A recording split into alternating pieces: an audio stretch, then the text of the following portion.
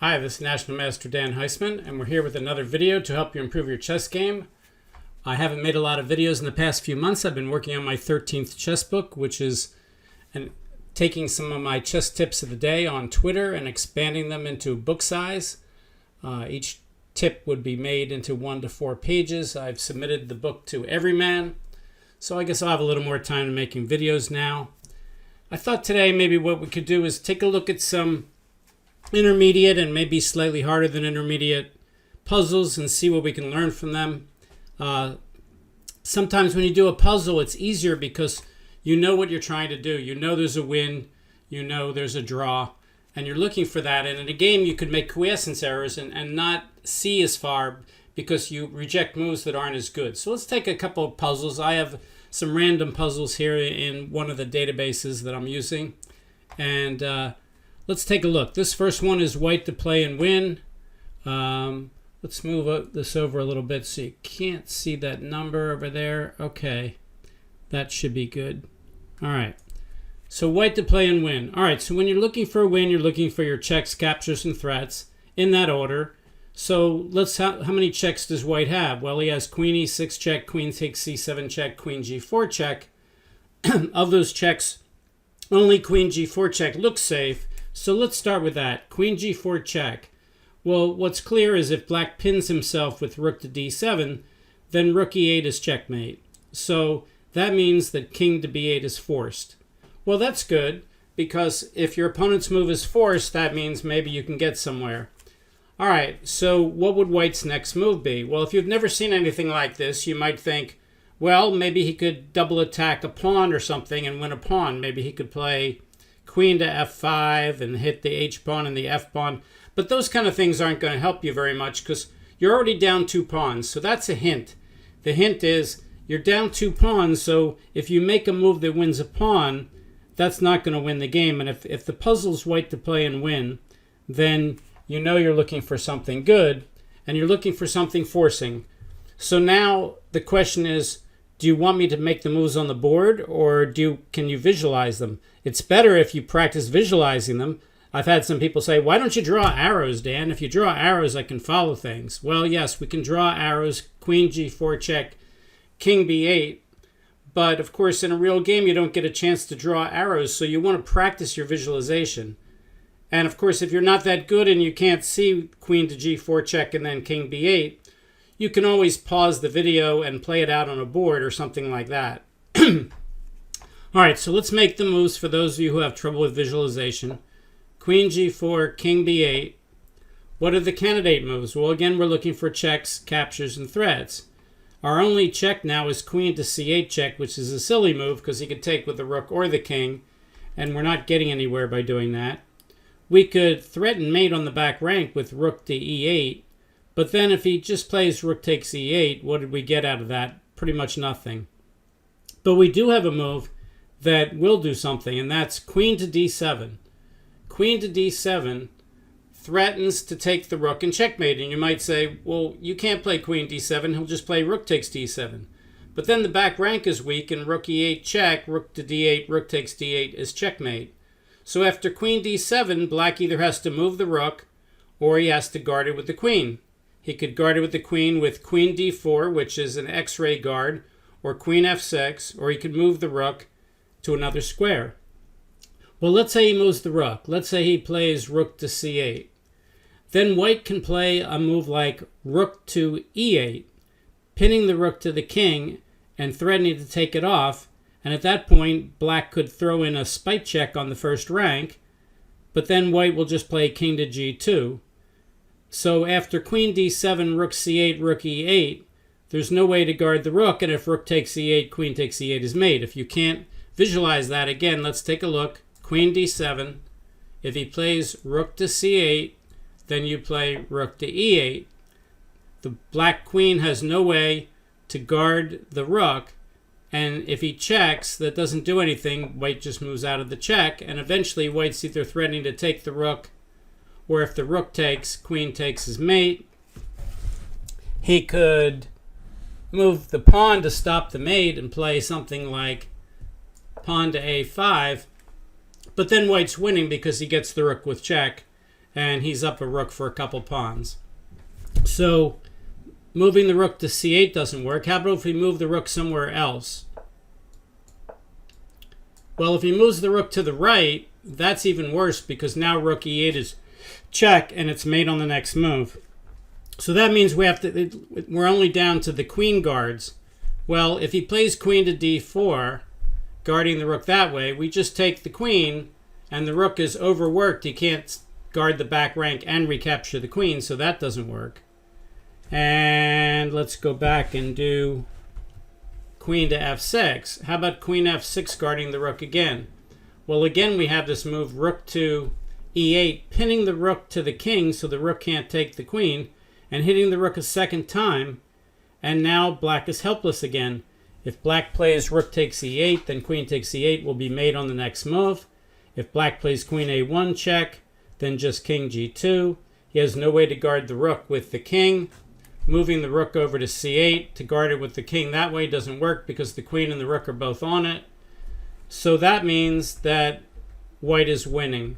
All right, so the solution to the puzzle is queen g4 check, king here, queen to d7. If you've never seen something like this, this occurs, once in a while in actual real games. For instance, there's the famous game between Capablanca and, is it Yates, where they had a bunch of stuff like this happening in the game. And there's another Alyakin game, I forget against who, where they get stuff like this. So these things do come up, and when you're playing weaker players who haven't seen these kind of patterns, they come up even more often, because the weaker players are not watching for stuff like this, and you can pull it on them.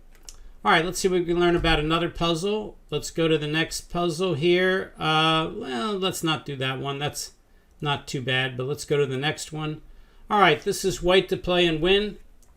And white has an extra pawn, but he has doubled isolated h pawns. One of the first things you notice is when you have a rook pawn and you have a bishop, if you get rid of all of black's pieces, if black loses his knight and loses his h pawn, then white can win, because it's the bishop of the right color corner. The color of the corner makes no difference if it's not a rook pawn. If it's a knight pawn, bishop pawn, queen pawn, king pawn, anything from B through G, then the color of the queening square is irrelevant. I've had some students say to me, oh, he's got the bishop of the wrong color, thinking it matters on every pawn, but it only matters with rook pawns, A and H pawns. All right, so white to play and win. Well, how is white going to win here?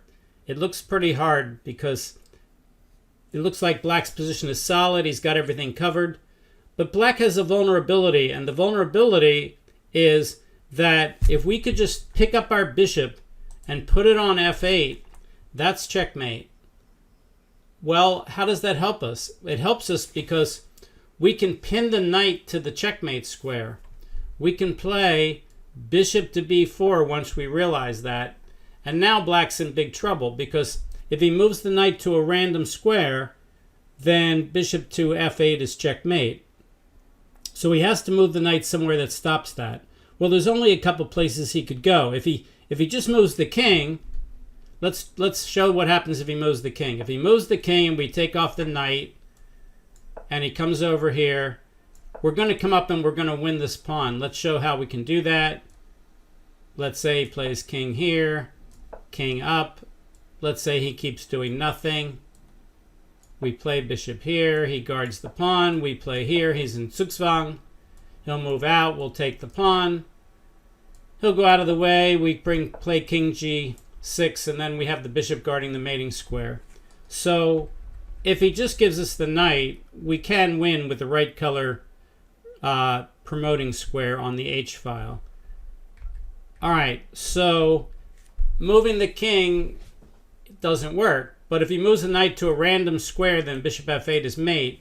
So let's try to stop the mate. Let's play knight f5 and then block with the knight over here. Well, okay, so bishop f8, knight g7 puts him in Zugzwang, but we have to be careful about stalemates as well. So let's see what happens if we take the knight now. We take the knight, he takes the pawn, and now we block him from winning our pawn. We can play a move like bishop to e7. All right, let's say black tries to stalemate himself with h6. we say, okay, let's give you this g6 square. We'll just move our king back. He has to play king over here. We play king up. Now, it doesn't matter whether he pushes this pawn or not. Let's say he does. White plays here. Black plays here. White checks. Black goes here. And white moves the bishop along the diagonal. And now black's in Zugzwang. He has to give up his pawn. He goes back. King up. King here. And again, we have bishop checks. King here. King here. He has to go off here, here, and now we can just push the pawn in and get a queen because he can't guard the h8 square. All right, let's go back to the start again. All right, so bishop to b4. We've looked at what happens on if he gives you the knight for nothing. We've looked at what happens if he plays knight f5. What if he plays knight to g6? All right, well, again, we can win the knight. We'll take it. If he takes with the king, we've already seen how we can beat that with the rook pawn. We eventually put him in Zugzwang and we win. If he takes with the knight pawn, it's really basically the same thing. We can check his king back. He goes back. We bring our king up. He puts his king here. We check him. He goes somewhere. Doesn't matter. And now we just make a nothing move. Bishop to d4. Black's in Zugzwang, has to give up his pawn. We take, and again we get a queen over here. So the hard part of this puzzle is seeing that you could pin the knight to the mate. It's the rest of it is pretty easy, but if you've never tried to win with like a bishop and a rook pawn against a king and things like that, you might not realize, what you have to do or how easy it is or how hard it is. And the way you get better at that is to take a study buddy, a friend, or take an engine and play out those positions against them again and again and again until you start to get the idea of how you will be able to win. What's the technique for winning those positions? All right, let's go to another one. All right, this is white to play and win. And again, it looks hopeless because how could you possibly win since you only have a knight and a pawn against a knight, and all he has to do is sacrifice his knight for the pawn. But of course, once you know there's a win, then you want to figure out what you want to do. And what we could figure out here is that black is in a little bit of Zugzwang himself.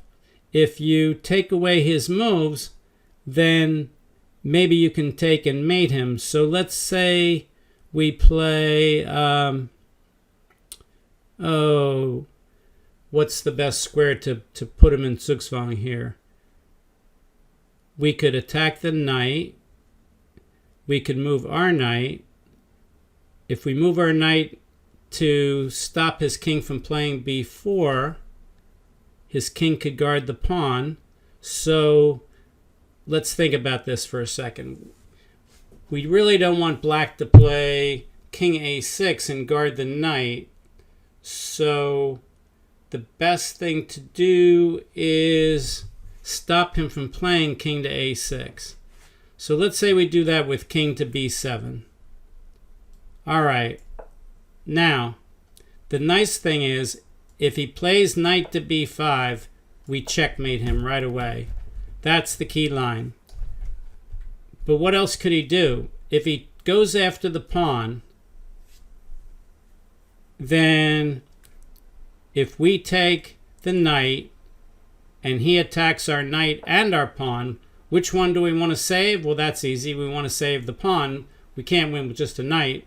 So we'll play something like king to b6. If he goes here, we'll just Zugzwang him with king to c6. If he takes the knight, we go here. Obviously, he can't win the pawn now. If he plays king here, pawn here, king here, you can just play king a7 and then promote the pawn. Or if you don't know that will work, you can always play king to b7 first and then move out of the way. I call this the Olé maneuver, sort of like a matador moving out of the way of the pawn, and you win. So the key is to stop the king from going to a6, and the key is if he plays his only safe knight move, you've got to checkmate. And that's on purpose, of course. That's really what makes this puzzle work. All right, let's go to the next one. We don't want to do that one. We don't want to do that one. Well, that one's pretty easy, so let's do that one for a minute. We'll go back to here. White to play and win. If you didn't know it was a win, then you might be discouraged because you're down a rook. But black is very weak on the late squares around the king, and this is basically from a basic tactics book. This is not even intermediate. You're looking for your checks, captures, and threats. You'd love to check them along this diagonal. The problem is if you play queen c4 check, he can just put something in the way, and you're not making any progress. So the red idea here, which I'm sure most of you know, is to play an attraction move. You attract the king to the H file so you can check him. And now when you check him and he goes to G8, queen to H7 is checkmate. So that's the easiest one in the group, I think. All right, let's go to the next one. That's, I think, a mate and 2. Let's not do that one. All right, this one's an interesting one. White to play and win. Okay, if you didn't know there was a win, it's easy to think that the game is pretty even. Both sides have a queen, 2 rooks, a piece, and 7 pawns. Everything in black seems nicely guarded. The knight on c6 is guarded by the pawn and the queen. The pawn on a6 is guarded by the pawn on b7. The pawn on b7 is guarded by the queen and the rook on b8. But if you know there's a win, then all of a sudden you start thinking, what are all the checks, captures, and threats? And let's look a little further and not make any quiescence errors. So which move would we like to look at first? Well, queen takes d5, e takes d5 looks silly, so we won't do that. Let's look at bishop a6 and rook takes c6. Let's try rook takes c6 first. The problem with rook takes c6 is he has 2 ways to take it, and we have to beat both of them. That's always a pain. So rook takes c6. If he plays queen takes c6, we can't play bishop b5 and pin the queen to the king because he has a takes b5.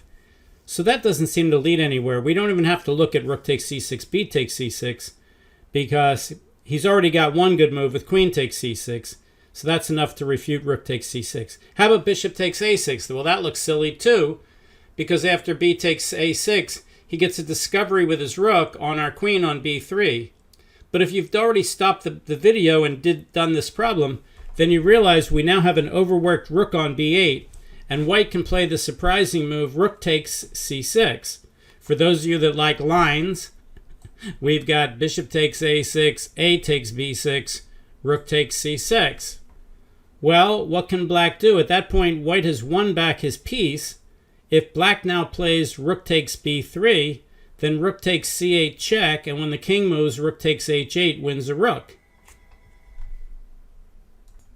All right, so for those of you with visualization problems, let's make the moves on the line. You take the pawn. Now, if he doesn't take the bishop, then you're just up a pawn and you have a, a good game and you're ahead in a solid pawn, and white should be close to winning here with an extra pawn in a good position.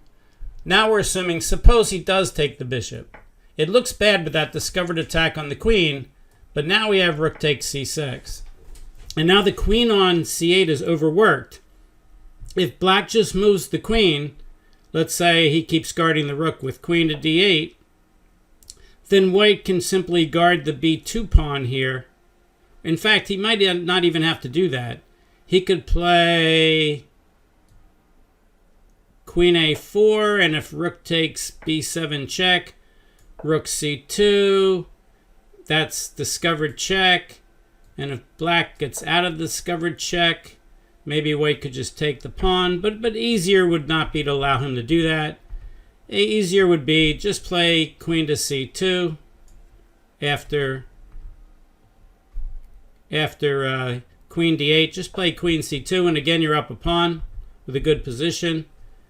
If black takes the rook, then white takes the rook with check, skewering the king and the rook on a8 and winning the rook. If black takes the queen, we already went through this line without moving it. Rook takes c8 check, king moves, rook takes h8, wins a rook. So it turns out that this move that superficially looks completely crazy and unsafe, bishop takes a6, actually wins a very important pawn, and gives white the better position, much better position. So we could call this play and win. It's really winning a pawn. But the whole idea is if he takes back, then rook takes c6, overworks the pieces. If you've never seen something like this, these kind of ideas come up in games quite a bit, especially against lower rated players again that let you do this. All right, let's take a look at least one more. All right, so this one is white to play and win. All right, well, at first it looks kind of impossible.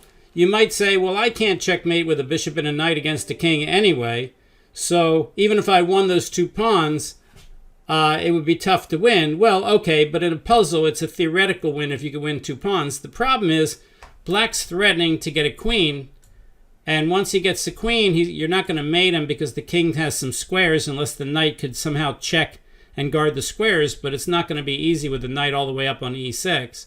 So letting him get a queen, you'd have to sacrifice your bishop for the queen, or give up your bishop for the queen, and then the knight is not going to mate against the king and the pawn. So how could you possibly win this position? Well, if you know it's white to play and win, then you start looking for things that in a game maybe you would miss. And the key to this position is the fact that black's king doesn't have a lot of moves. And what you do is you play the Zugzwang move, bishop to a1, which looks crazy. Why would you give him a piece for nothing? Well, if he pushes the pawn, which nobody would do, they would take the bishop, then you simply play, let's see here. Do we take the pawn first or do we play to the other square first? I think we play to the other square first. We play knight here. If he takes here, we play king here, and when he plays here, we checkmate him. That's the key line. Let's say he plays pawn here now. At this point, we could... Can we guard the bishop? We still can't guard the bishop. Let's see here. So knight here. The king doesn't have moves. He has to push the pawn. Now we have to give black a move, or else it's going to be stalemate. So let's see here. If we just move the bishop, we move the bishop. Now he has to promote the pawn, and now we could just take it off. After he gets a queen, we can take it off, and when he moves, we can just take the pawn, and we can mate him with the bishop and knight against king. Again, you don't have to know how to do it in order to solve the problem. You just have to be able to get to this point. All right, let's go back and look at this again. So the key is to play bishop here. Now, the easiest line is where he just takes the bishop, because then you block his king in, and now you have knight here mate to b3 no matter what he does, and he has no choice. He has to push the pawn. Don't take it, it's stalemate. Knight there, pawn here, don't take it, it's stalemate. Checkmate. That's the key line. And the line we just looked at before was what happens if he doesn't do that? What happens if he sees that and he tries to just give you the pawn? And again, if he takes, king c1 transposes into the mate on the next move. And he just moves the pawn here. We move the knight here. He pushes the pawn. And now we just let him promote. And we take it off. And we do the thing that maybe you can't do, mate with the bishop and knight against king, but that's okay. We've solved the puzzle. All right. Do we have time for one more? All right. Let's see what we got here. All right. That's this one's a takeoff on the famous Ready puzzle, where the only way to win is to bring the king diagonal. Let's see. We've got here. That one's too tough. Let's not do that one. This one's a little tough too. This is white to play and win. And, you know, I see people at our club, they get into these positions and they have plenty of time on their clock, and they play, like, let's say black has just played f6 check, which obviously would be true since, sorry, f6 to f5 check. He either came from f7 or f5 because white's in check, either that or the pawn captured on f5, like g6 takes f5. But in any case, black's last move is to get the pawn to f5 check. Well, white has 1, 2, 3, 4, 5, 6 moves. If you know it's a white to play and win puzzle, then you know only one of those will work. But if you're playing a game and nobody knows that, sometimes people play really fast here. For instance, what I would see them play in a game really fast is pawn takes, pawn takes, pawn takes. And now black can draw by just pushing the pawn. If white gets a queen, then black gets a queen. Oh, this is a win? Oh, sorry. Wrong move. The right move is king here to get in front of the pawn. If the white king tries to stop him from getting in front of the pawn, now you push the pawn. Thank you, Mr. Engine, for pointing that out. Now if pawn here, pawn here, pawn here, pawn here, queen, queen, draw. Okay, let's take that back. So the right drawing move here, this is where I can't move too fast, is king to b7. That's the only drawing move for black, but he can draw if white plays those hasty moves.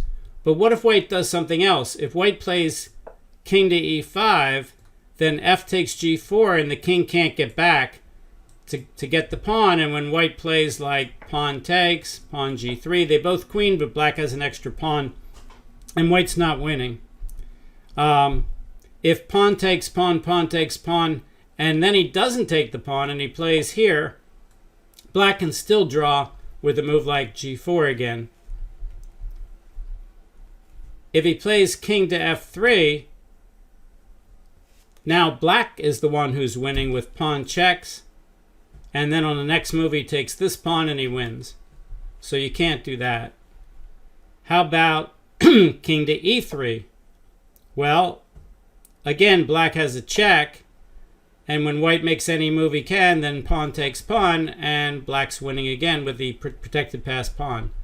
So it's pretty easy to see that any move that gives him a check, like king f3 or king e3, is going to be bad. All right, that leaves king to d4. How about that?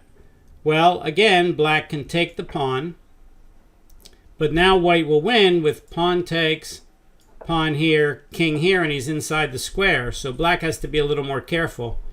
How about if black just simply plays pawn check? This is like black to play and draw. Pawn check looks like a crazy move. Why would you just give him a pawn like that? And the answer is, well, because that stops him from taking this pawn. And when he takes over here and you take here, he can't come back and get the pawn right away. If he comes here to get within the pawn, then black will play his king inside the pawn and we get a draw. If white, on the other hand, starts to push the pawn, then black will just push his pawn, and again, both sides queen with black having an extra pawn. All right, what does that leave? Well, it only leaves one move left, which is king to d3. All right, well now e5 is terrible because white can just take, and now if g4, then f6, g3, king to e3, g2, king f2 wins. If black plays takes here, then white takes here, and white's pawn is outside the square, and if g4, f6, here, king here, oh, that's a draw. So the right move here, again, only moves, is to play king here first. Don't push the pawn. If he checks, you just take the pawn and you're inside the square. Whoops. We're looking at king d3, e takes d5, g takes f4, g4, king e3, only move. If he checks, you just take it and you're inside the square, so he has to try g3. And now the question is, do you push the pawn or play here? Again, you can't play fast. You got to take your time and figure it out, because maybe it makes no difference, or maybe it makes all the difference in the world, and here it makes all the difference in the world. You play king here. Now, clearly, pushing the pawn is just a waste of time, so you may as well push this pawn. And now, again, should white push the pawn or should he take? The answer is this pawn can't be stopped. There's no hurry, but he needs to get this pawn on g3 and come back to the e-pawn, so he has to take. And now if pawn here, king here, pawn here, king here, and white wins. Can black do anything else on king d3? If he gets a protected passed pawn, then white says, I'll just take here, and your king's outside the square, and this pawn's not going anywhere. If he takes on g4, then pawn takes, pawn here, king here, is inside the square, and again, white queens and not black. So believe it or not, it turns out that after, in this position, white to play and win, the only winning move out of all these moves, pawn takes, king e5, king f3, king e3, king d4, king d3, the only winning move is king to d3, which is not obvious. It would take a strong player a while to figure this out. They're not going to, in a speed game, they're not just going to move there right away. It's not at all clear exactly what's going on. And some of the lines we just saw, even after I made the right first move, if I made the second move quickly, sometimes I made the wrong move and I turned a win into a draw or a draw into a loss or whatever. So it's very easy to go wrong. You have to play slow on every move, and not every move is obvious. And I see this all the time. It's one of the most common errors I see with intermediate players is they get positions like this and they figure, how can it be wrong to just win that pawn? Well, if you've seen puzzles like this, you know it can be wrong to win that pawn. Black plays king b7, only move to draw, and no matter what white does, it's a draw. So the only winning move, as we just showed, was king d3. Is that easy? No, it's not. Could you get this wrong in a game? Yes, so could I. But I'll tell you one thing. If I had this in a game and I had time on my clock, I would take 10 minutes on every move, making sure I get every move right. You know, I wouldn't just say, oh, I'll probably just play this move. Let's see what happens. I get people telling me all the time, I played the whole game really well, and then I got an end game, and I didn't know what to do. I'm not very good at end games. And then when I go over the game with them, they make the move. They have 18 minutes on the clock, and they make the move in 7 seconds. Well, that's not really not being good at end games.